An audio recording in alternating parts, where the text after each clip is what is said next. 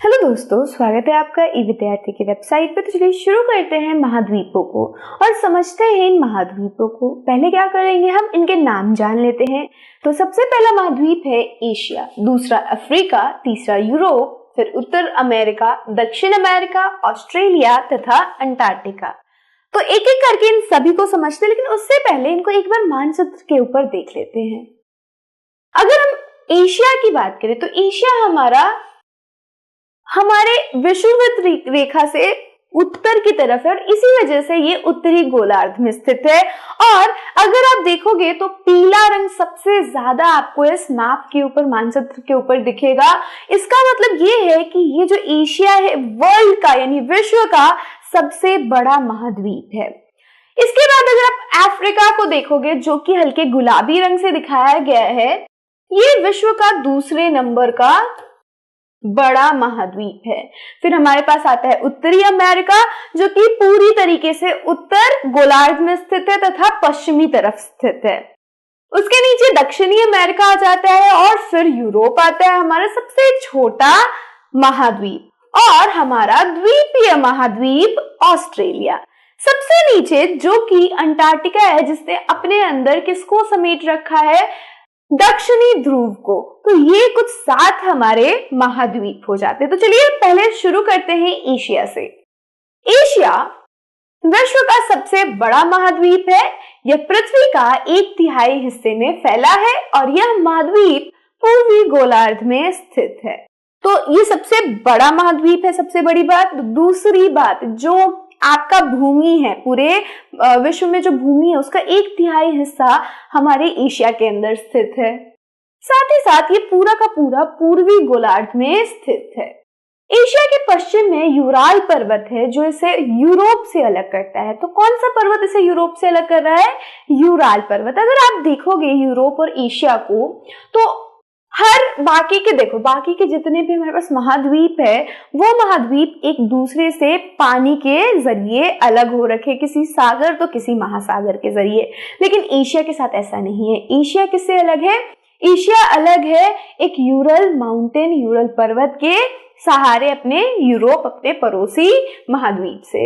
अब वो हिस्सा एशिया और यूरोप का, जो कि ये दोनों ही साझा करते हैं, वो संयुक्त भूभाग जो कि ये दोनों साझा कर रहे हैं, उसको हम यूरेशिया के नाम से जानते हैं। तो यूरोप एवं एशिया के संयुक्त भागों को यूरेशिया कहा जाता है। यूरोप प्लस एशिया मिलके यूरेशिया का निर्माण करते हैं। आगे चलते हैं और अफ्रीका के बारे में जानते हैं। तो ये जो हमारा अफ्रीका है, ये दूसरा सबसे बड़ा महाद्वीप है। विषुववृत्त रेखा जो कि शून्य है, इस महाद्वीप के लगभग मध्य भाग से होकर गुजरती है। यही एक ऐसा महाद्वीप है जिससे होकर कर्क, विषुववृत्त तथा मकर तीनों रेखाएं गुजरती है।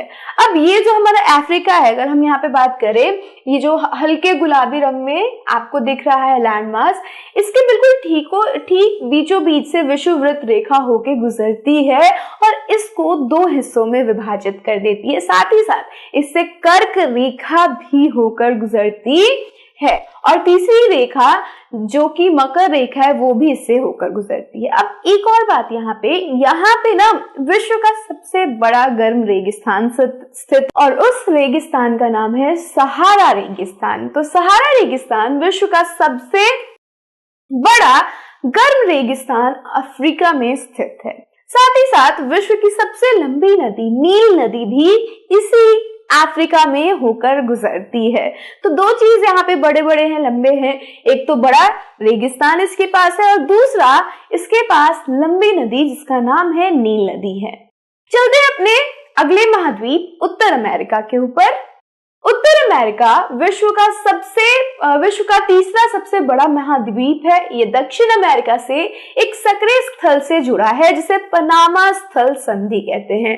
तो यहाँ पे इस सक्रिय स्थल को याद रखिएगा, स्थल संधि याद रखिएगा, क्योंकि हम अभी कुछ स्लाइड्स के बाद इनको भी पढ़ेंगे कि स्थल संधि होती क्या है। देखो, अभी मोटे तौर पे बता देती हूँ कि वो भूमि जो एक बड़े भूमि और दूसरे भूमि को जोड़ेगा, उसको हम संधि के नाम से जानेंगे, स्थल संधि के नाम से जानेंगे। और हमारा उत्तर अमेरिका, अगर आप देखोगे ना, तो यहाँ पे ये जो हमारा दक्षिण अमेरिका है उससे जुड़ा हुआ है, एक बहुत ही सक्रिय, बहुत ही छोटी लैंड की एक पट्टी है, उसे जोड़ रही है वो पट्टी दक्षिण अमेरिका से, और इसी पट्टी को हम संधि के नाम से जानते हैं, और इस पूरी संधि को हम स्थल संधि बुलाते हैं कि कोई दो लैंड मासेस, कोई दो भूभाग अगर जुड़े हुए हैं किसी भूमि के पट्टी के सहारे तो उसे स्थल संधि बुलाएंगे। और इस स्थल संधि का नाम है हमारा वो स्थल संधि जो कि उत्तरी अमेरिका और दक्षिणी अमेरिका को जोड़ेगी, उसको हम पनामा स्थल संधि के नाम से जानेंगे। ठीक है, तो पनामा स्थल संधि हमारे उत्तरी अमेरिका और दक्षिणी अमेरिका को जोड़ती है। यह महाद्वीप पूरी तरह से उत्तरी एवं पश्चिमी गोलार्ध में स्थित है।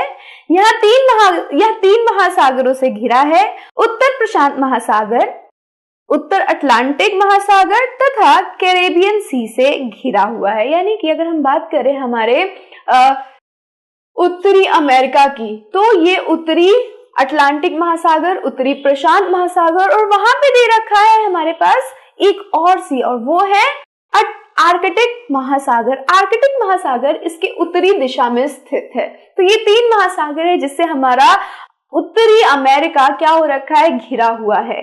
तो ये कैरेबियन सी को हम मिटा देते हैं, मैं इसको यहां पे लिख देती हूं, आर्कटिक महासागर।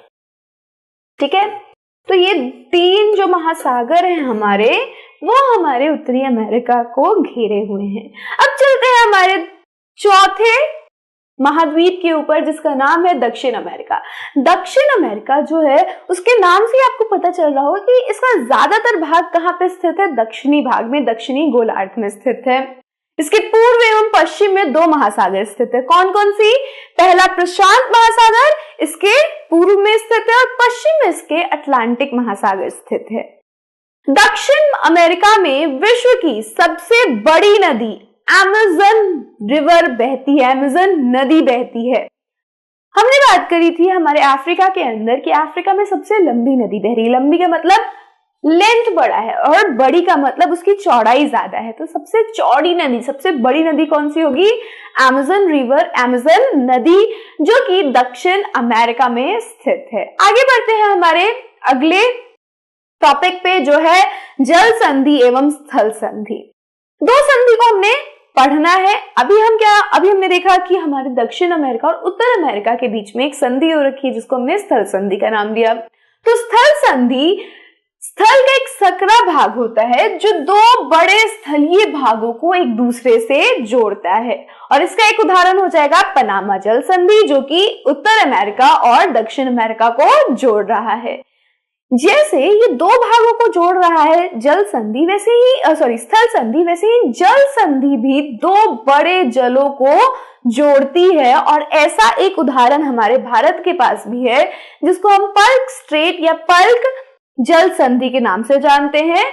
जल संधि क्या होती है? पानी का सकरा भाग होता है जो दो बड़ी जल राशि जैसे समुद्र तथा महासागरों को एक दूसरे से जोड़ती है। और हमारे भारत के पास एक जल संधि है जिसका नाम है पर्क जल संधि, और ये अरब सागर और बंगाल की खाड़ी के जलों को जोड़ती है, और ये जल संधि के नाम से जानी जाती है। आगे बढ़ते हमारे पांचवे महाद्वीप की तरफ, जिसका नाम है आर्कटिक सागर, आर्कटिक ओशियन। तो आर्कटिक ओशियन एक बहुत बड़ा महाद्वीप है, और ये जो हमारा महाद्वीप है वो दक्षिणी गोलार्ध में स्थित है। दक्षिण ध्रुव इस महाद्वीप के मध्य में स्थित है। तो ये जो हमारा दक्षिणी ध्रुव है वो इसके बिल्कुल मध्य में स्थित है। कुछ इस तरीके से अगर हम अपने ग्लोब को उल्टा कर देंगे ना, तो ये इस तरीके से दिखता है हमारा पूरा का पूरा हमारा अंटार्कटिक, ये कुछ इस तरीके से दिखता है। और इसके बिल्कुल ठीक बीचों बीच स्थित है हमारा दक्षिणी ध्रुव। चूंकि यह दक्षिण ध्रुव क्षेत्र में स्थित है, इसलिए यह हमेशा मोटी बर्फ की परतों से ढका रहता है। हमने जब हमारे आगे के चैप्टर में पढ़ा था कि किस तरीके से सीजन्स चेंज होते हैं, तो हमने देखा था कि एक ध्रुव में क्या होती है, जब सन होती है, जब सूरज होता है, तो दूसरे ध्रुव में सूरज की अनुपस्थिति होती है, जिसकी वजह से वहां पे ठंड ज्यादा होता है। तो ये ध्रुव पे स्थित है और इसी वजह से इस पे पूरे साल बर्फ की मोटी परत जमी होती है। और यही कारण है कि इस महाद्वीप पे कोई इंसान नहीं रहता। लेकिन आपको जान के ये बहुत ताज्जुब होगा कि बहुत सारे देश, मतलब इतने जितने कंट्रीज है ना, उन्होंने उन सभी ने इस महाद्वीप के ऊपर अपने शोध केंद्रों का निर्माण किया है। भारत ने भी अपने लिए शोध केंद्र बनाए यहाँ पे, और इन शोध संस्थानों के नाम है, पहला है मैत्री और दूसरा है दक्षिणी गंगोत्री।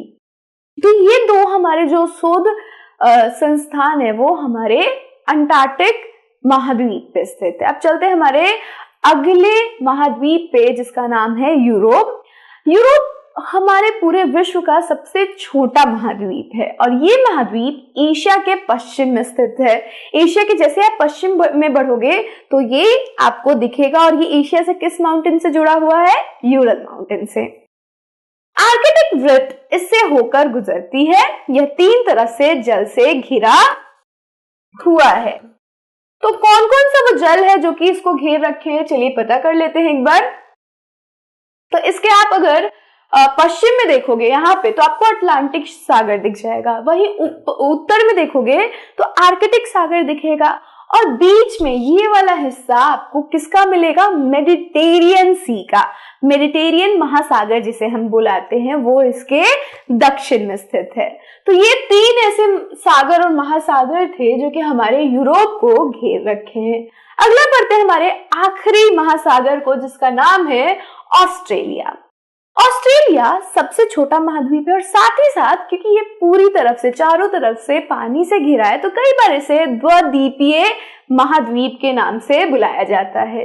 यह विश्व का सबसे छोटा महाद्वीप है जो कि पूरी तरीके से दक्षिण गोलार्ध में स्थित है। कहाँ पे स्थित है? दक्षिण गोलार्ध में, और इसे द्वीपीय महाद्वीप कहा जाता है। तो ऑस्ट्रेलिया को हम क्या बुलाएंगे? कई बार द्वीपीय महाद्वीप भी बुला सकते हैं।